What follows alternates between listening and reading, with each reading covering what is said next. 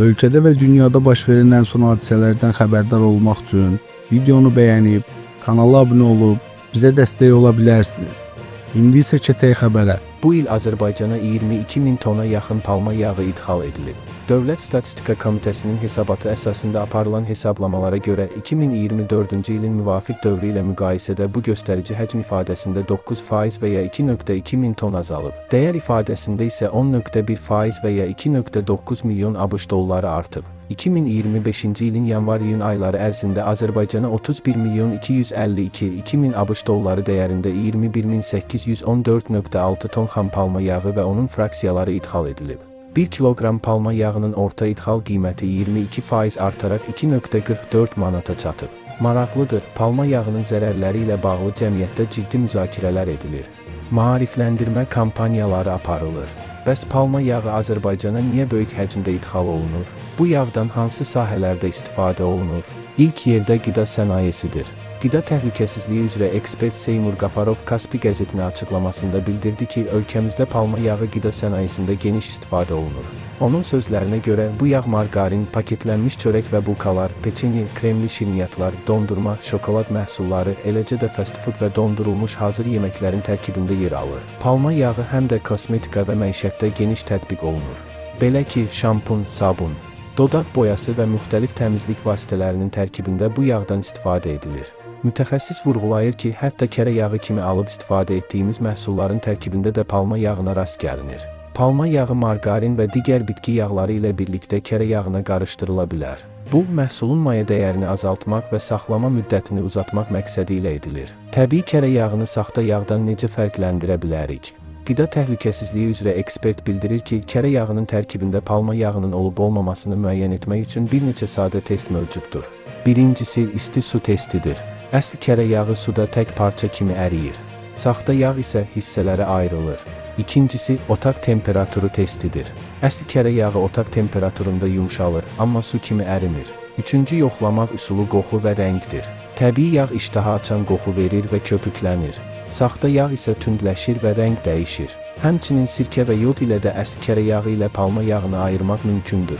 Yağa bir neçə damcı sirkə və yod əlavə edirsiniz. Rəng mavi və ya qəhvəyi olarsa, deməli, kərə yağına qatqı əlavə olunub. Ucuz şokolad məhsullarında daha çox istifadə olunur.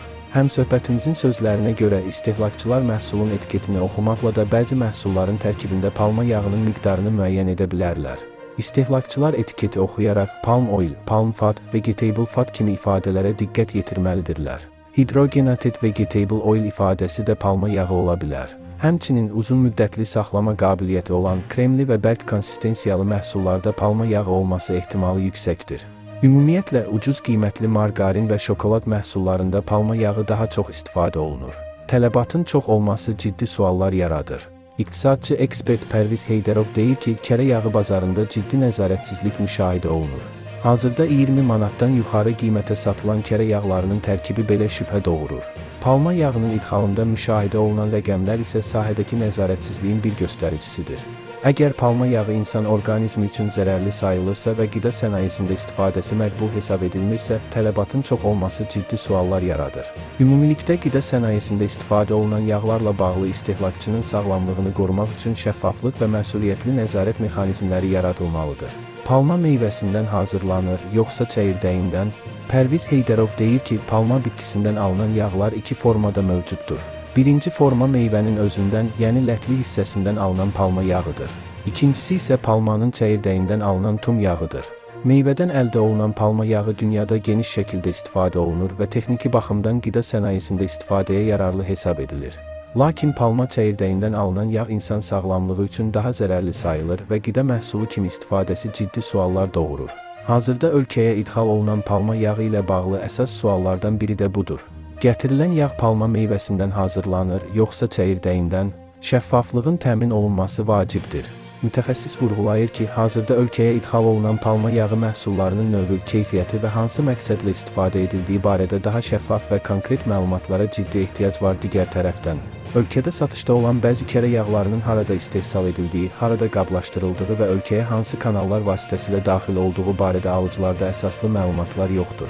Təəssüf ki, bu sualların cavabı əksər hallarda açıq şəkildə təqdim edilmir.